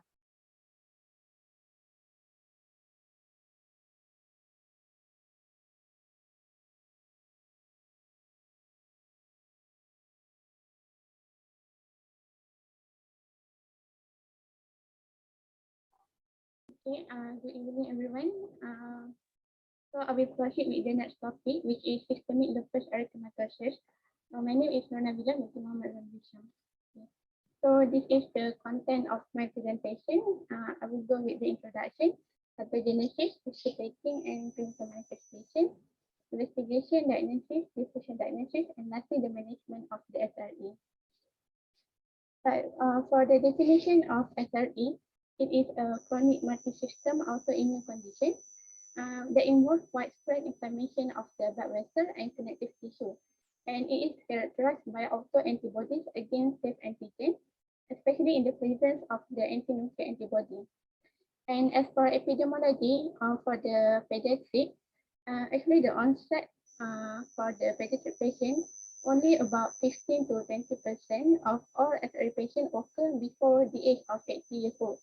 So most commonly, SRE occur above the age of 80 years old.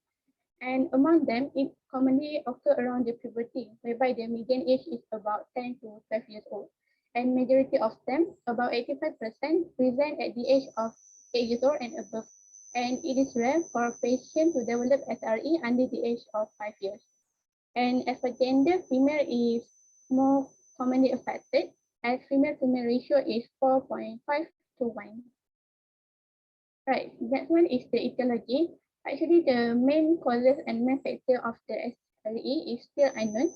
However, there are few factors that play a role in the pathogenesis of the SRE, and we can categorize it into genetic, environmental, and hormonal factor. For genetic factor, it involves alteration in HLA association gene, such as HLA DR2, DR3, DR, or D2, and also there will be deficiency of complement component. For environmental, it includes UV light, infection, drug, cigarette smoking, and silica dust. And as for hormone, estrogen can promote the pathogenesis of SRE, so that's why women are more common to get SRE than men. Okay, the next one is the pathogenesis of SRE. So as I mentioned, there are several factors that can contribute to the pathogenesis of SRE. So all of these factors will interact with each other. However, the method of the interaction is not well understood yet. So this interaction will lead to the multiple immune system defect, whereby there will be defect in the immune cells, such as dysfunction of the dendritic cell, B cell, and T cell. So this defect will lead to the formation of autoantibodies and also formation of autoreactive T cells. And autoantibodies will lead to the abnormal production of immune complexes, whereby these autoantibodies will act and bound to the such antigen, and it will activate the complement protein. And this autoreactive T cell will cause. So for the autoreactive T cell, it will cause abnormal or excessive release of inflammatory cytokines, such as interferon alpha, interleukin-2, or interleukin-10. So all of this will lead to the manifestation of systemic lupus erythematosus. So for the history taking of the SRE, usually the common and usual presentation for patient with SRE is non-specific, and patient can present with fever, fatigue, or weight loss. So we need to ask further questions that can lead to our diagnosis in SRE. So associated symptoms that we can ask for the patient, we can ask, is there any joints or muscle ache? Is there any rashes or skin changes, especially after the exposure to sunlight? We can also ask, is there any sores or ulcer in the mouth? Any changes in thought, behavior, or mood? Any blood or changes in urine color? Any abdominal pain or any chest pain or shortness of breath? And we can also ask about the family history, whether is there any family members with systemic lupus erythematosus or autoimmune disease. Because as I mentioned, genetic is one of the etiology that play a role in the pathogenesis of SRE. Right. The next one is the clinical manifestation. SRE is a multi-systemic disease, so it involves multiple systems. However, usually patient will first present to us with the constitutional symptom, and it is not specific. Patient can complain of fatigue, fever, and also weight loss. Other systemic manifestation you can see in the patient based on the organ involved. So we explain more about the manifestation based on the organ in the next slide. The first system that involves is mucocutaneous. So patients with SLE can present with malar rash, whereby there will be butterfly-like distribution. Patient can also have oral ulcer, discoid rash, photosensitivity, Raynaud phenomenon, and libido reticularis. And as for musculoskeletal system, patient can present with arthralgia, arthritis, myalgia, myositis, and tenosynovitis. Renal can also be affected in patients with SLE, and patient can present with manifestation of nephrotic syndrome, such as edema. Patient can also have proteinuria, hematuria, hypertension, and patient can also have renal impairment and acute renal failure. As for cardiac manifestation, patient can complain of chest pain, as autoantibody can attack the cardiac system and cause pericarditis, pericardial effusion, myocarditis with heart failure, and also Liebman-Satz endocarditis. And Liebman-Satz endocarditis is actually specific to the SRE and antiphospholipid antibodies, and it is different with the endocarditis, whereby it is non-effective endocarditis. And then other system is respiratory system, whereby patient can present with shortness of breath and decreased effort tolerance. As patient with SRE can develop interstitial lung disease, pleuritis, and pulmonary hemorrhage. And as for gastrointestinal tract, patient can have hepatosplenomegaly, hepatitis, diffuse abdominal pain, parasitis, diarrhea, pancreatitis, gastrointestinal tract vasculitis, and bowel perforation. The next manifestation is neuropsychiatric system. Patient can present with headache, migraine, mood disorder, cognitive impairment, or even stroke. And as for hematological system, patient can have autoimmune hemolytic anemia due to the autoantibody destruction of the red blood cell. Patient can also have neutropenia, lymphopenia, thrombocytopenia, thrombocytopenic purpura, and antiphospholipid antibodies. And other manifestation, patient can present with whitish, optic neuritis, retinopathy, and episcleritis. So the manifestation of SLE is quite broad. However, we need to ask patient about all the systems in order to aid in our management and also the prognosis of the patient. Okay, the next one is the investigation. The basic one is we must do full blood count. And in full blood count, usually patient with SRE will reveal pancytopenia, which is anemia, leukopenia, and thrombocytopenia. And for inflammatory marker, which is erythrocyte sedimentation rate and C-reactive protein, it will be high in the patient. And we also can do renal profile. For patient with renal involvement, the result will reveal hyperkalemia, high creatinine, high urea, or even electrolyte imbalance. So we can also do cardiac enzyme with patients that present with cardiac manifestation. So as for example, patient with myositis can have high cardiac enzyme, such as high in creatine kinase or high in troponin. And then we can also do urine FEME for the renal manifestation, and it will reveal proteinuria, hematuria, and urinary test. So other investigation, we can do the autoantibody, which include anti-nuclear antibody or ANA. So ANA will be positive in patient with SRE. However, it is not specific to SRE, so we need to do other autoantibody tests. So other autoantibody test is anti-double-stranded DNA, whereby this test is more specific to SRE. And we can also do extractable nuclear antigen test, whereby it has anti-Smith antibody. And this anti-Smith antibody is the most specific antibody to SRE. Other autoantibody, we can do anti-Ro and anti-LA, whereby it will be positive in 16% of SRE patients and other connective tissue disease such as rheumatoid arthritis, Sjogren syndrome, and also anti-Ro and anti-LA is highly associated with neonatal lupus. Other tests we can do complement level, which are complement 3 and complement 4. So the result will be low due to the activation of the complement system by the immune complex. And then for thyroid function test, the result can be either low or high because of the autoimmune thyroid disease. So we need to further investigate with the autoantibody test for the thyroid.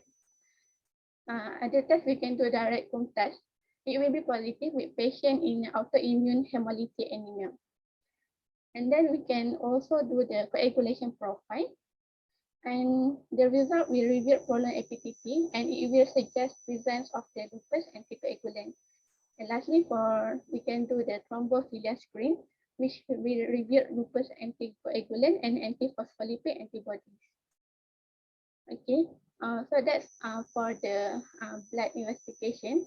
For the imaging investigation, this is not routinely done. It's only done for patients that manifest with specific organ involvement. For example, for general radiography, if patient present with the arthritis or arthralgia, we can do the radiography and it will reveal periarticular osteopenia and soft tissue swelling without erosion. And as for patients that present with cardiac manifestations such as chest pain, so we can do echocardiography to assess for any pericardial effusion, pulmonary hypertension, or varicose ligament sets endocarditis.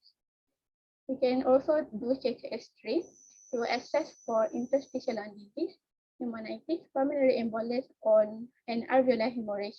And also for the neuropsychiatric manifestation of SRE, we can do brain MRI or MRA in order to evaluate this symptom and in order to evaluate the vasculitis or stroke in the patient.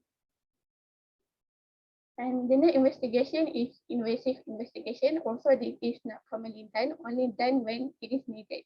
For example, in ultracentesis, it only performed in patients with joint effusion, and it can be inflammatory or non-inflammatory. However, for SRE, the common cause of the effusion will be inflammatory cause.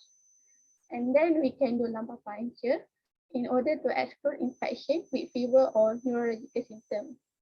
And also it can aid in our diagnosis of CNS lupus, whereby in CNS lupus, the lumbar puncture result will reveal elevated cell count and protein level, and they will be reduced in glucose level.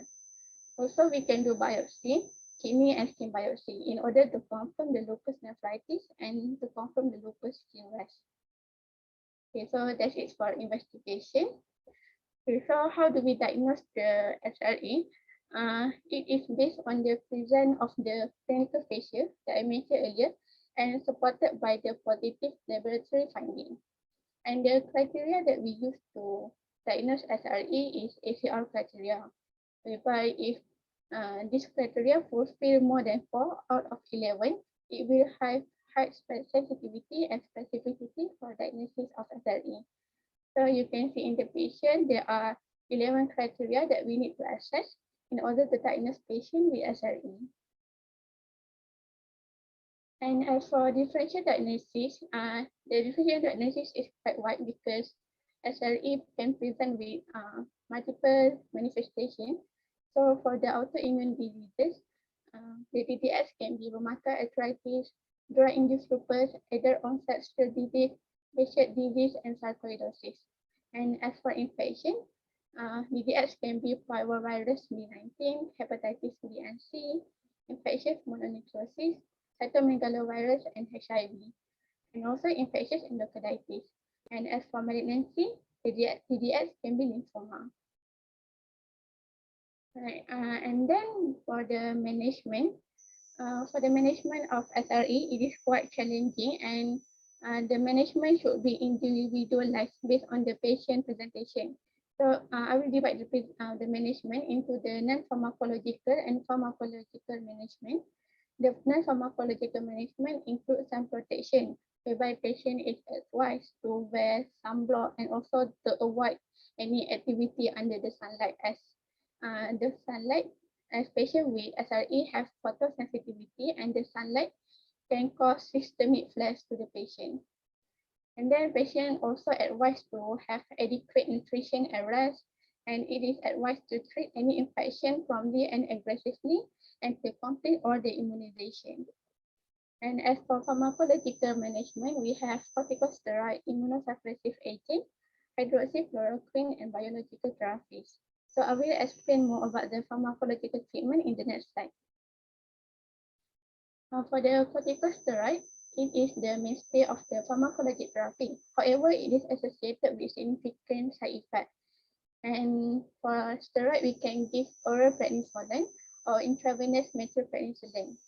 And as it is associated with significant side effects, we should taper the steroid dose. And this tapering of steroid dose should occur once the disease is controlled, and we should aim for possible lowest dose. Other pharmacological management is immunosuppressive agent, whereby this agent should be started early, as soon after the diagnosis, in order for rapid control of disease with improved long-term outcome. And the choice of the agent depends on the organ system involved and the severity of the involvement. And the example of the immunosuppressive agent are azathioprine, cyclophosphamide, mycophenolate mofetil, methotrexate, and cyclosporine. Other pharmacological management is hydroxychloroquine. It is an anti-malarial drug. However, it is recommended for lupus patients as it can reduce the flare, reduce the autoantibody production, and also it is cardioprotective, as patients with SRE can have cardiac manifestation. And also, hydroxychloroquine is given for patients with mild arthritis and skin disease in SRE. Other therapy is biological therapies, which are the newer therapies. The example is rituximab and belimumab. And other pharmacological management that we can give to patients with SRE is NSAID, folic acid, calcium and vitamin D for bone health, antihypertensive agent in case of patients with the renal involvement, aspirin, intravenous immunoglobulin, and plasmapheresis. Okay, so I think that's all for the SRE. Is there any question? Nothing much with SRE, you just know that it's multi-system, okay? And let's just know that picture, that beginning part, that picture, where that shows all the physical signs. I think that's the most important stuff, important part of the slide. Anything else?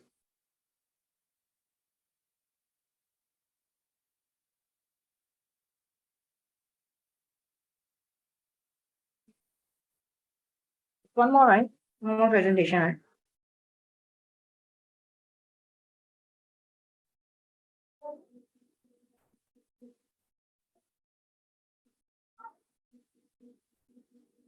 Yes, please.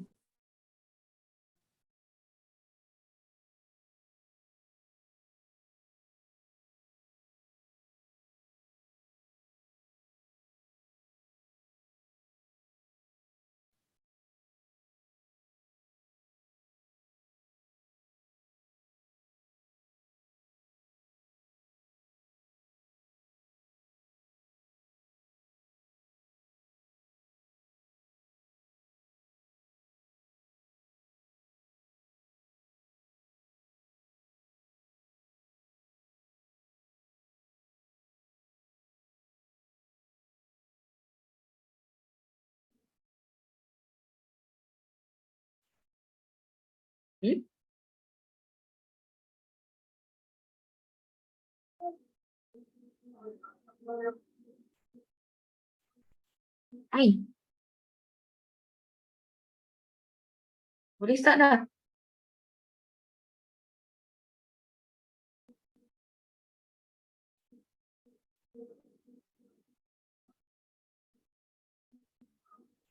Am I the only person who cannot hear, I? She's having problem with the mic. Sekejap.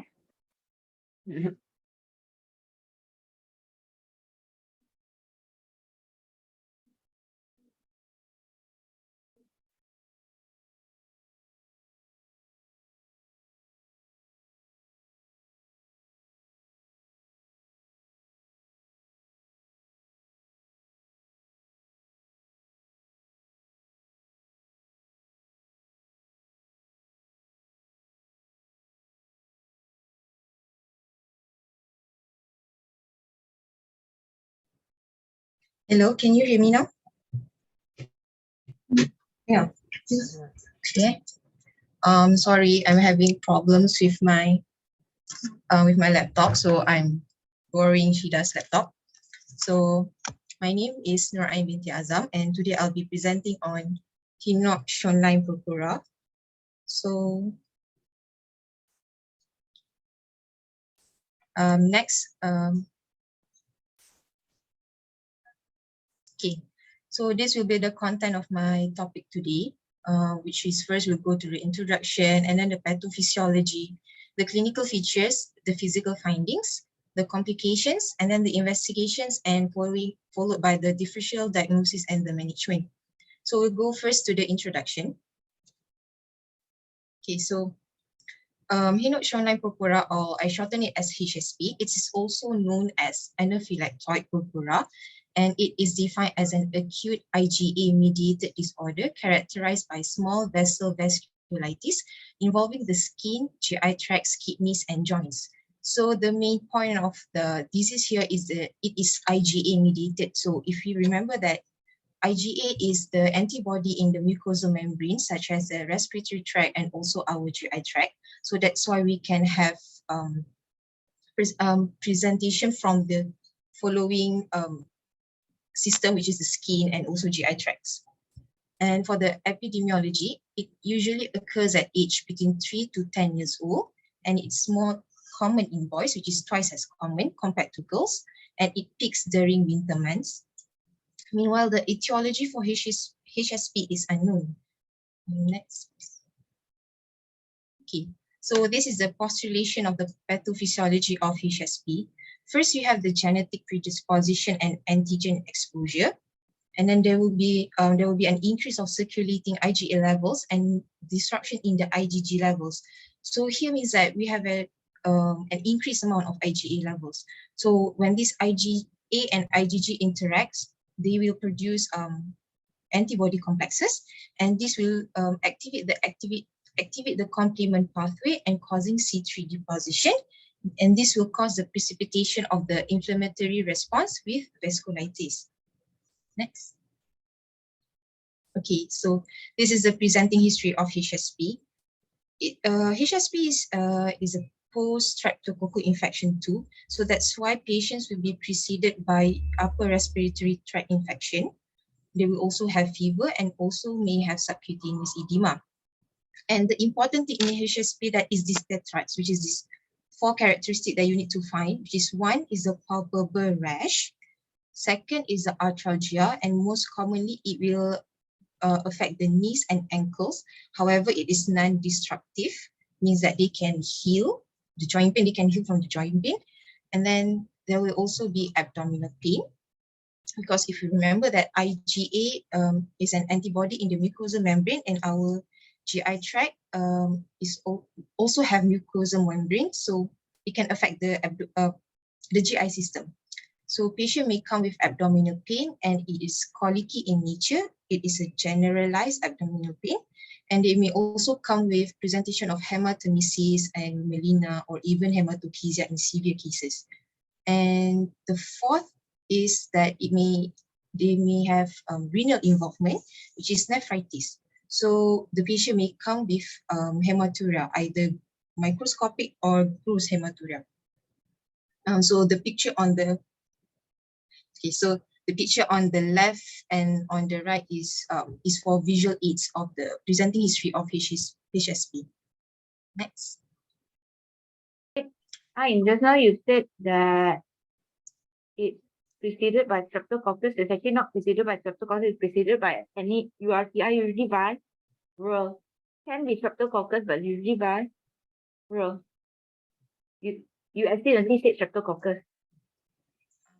You wrote preceded by URTI, upper respiratory tract infection, but you said streptococcus. Can be any upper respiratory tract infection, usually triggered off by a viral infection. Right, so that's why in places where you have seasons,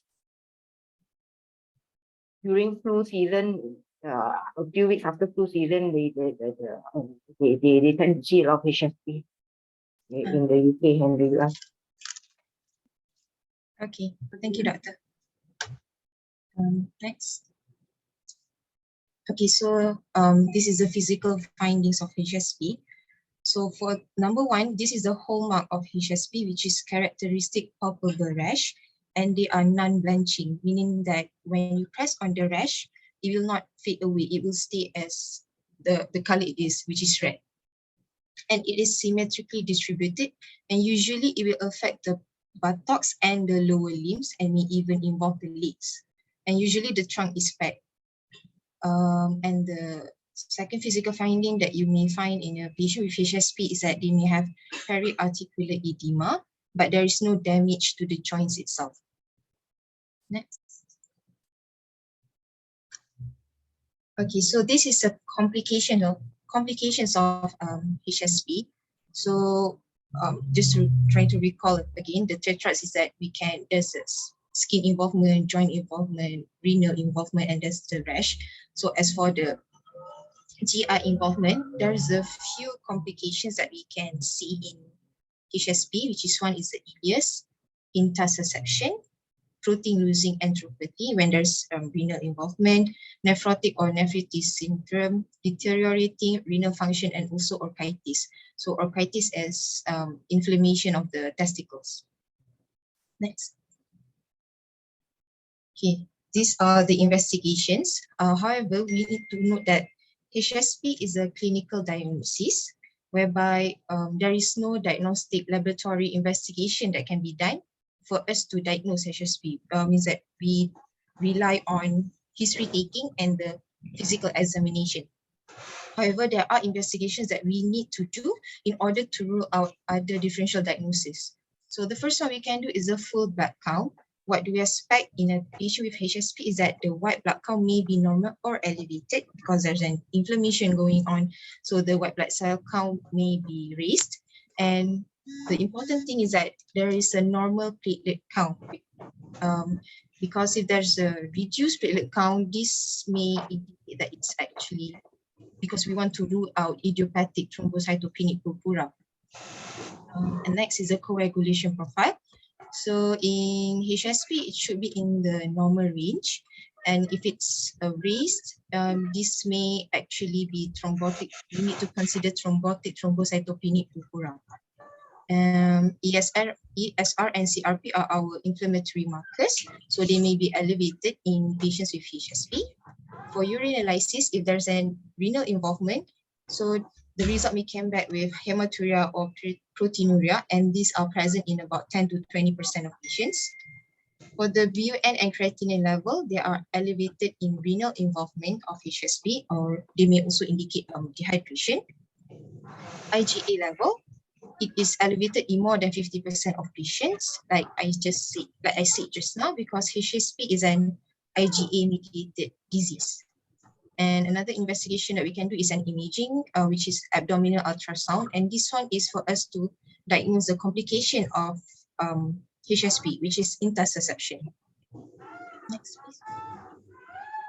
Okay, so these are some of the differential diagnoses that we can make when we see a patient, because they may have similar presentation to HSP, such as immune thrombocytopenic purpura or ITP, thrombotic thrombocytopenic purpura or TTP, IgA nephropathy, SLE, and also hemolytic uremic syndrome. So the similar presentation that they may have here is that they can come with rashes.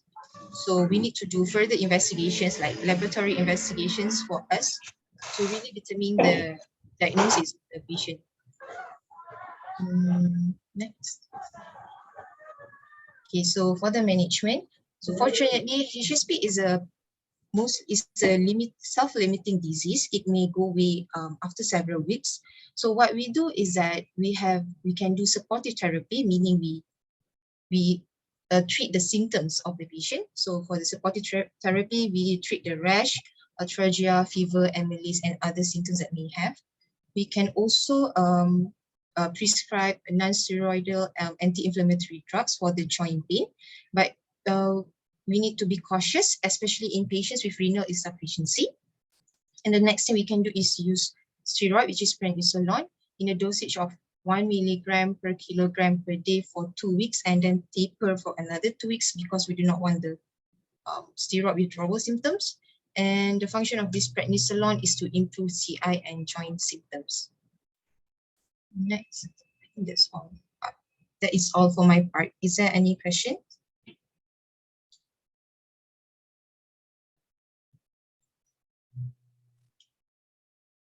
HSP is relatively straightforward now. Okay. If there's no questions, then we can just end the class. 5, 4, 3, 2, 1. Okay, no questions. Your marks nanti ni I'll give it to Farah at the office. Okay. Okay lah. Bye bye. Thank you, Doctor. Thank you, Doctor. Thank you, Doctor. Thank you, Doctor. Thank you, Doctor. Thank you, Doctor.